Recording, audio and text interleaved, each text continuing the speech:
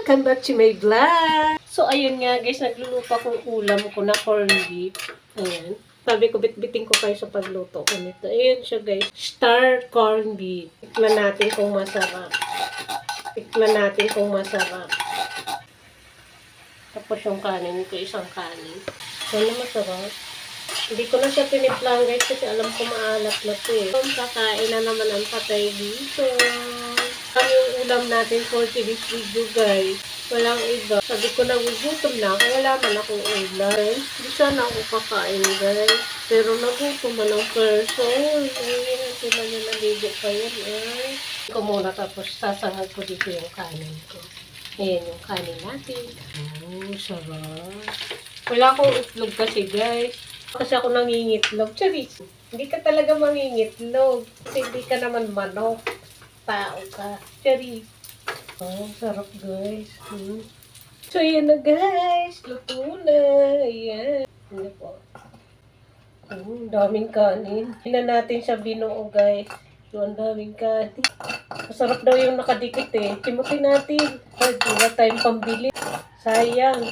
Talagang kinayod. Guys, mga kalaman at kapatay gutom, let's eat corned beef.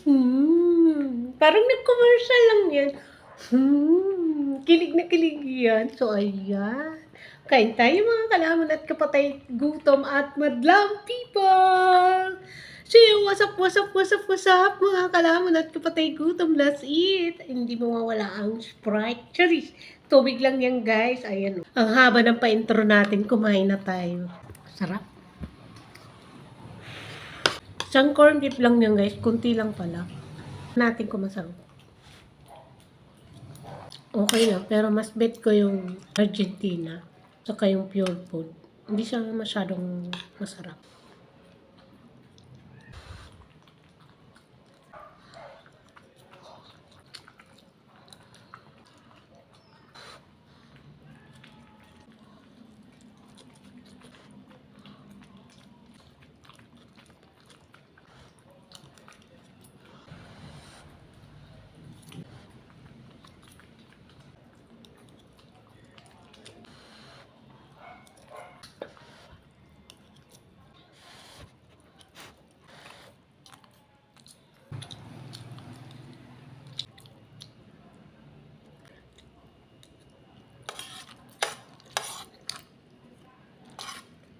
Bye!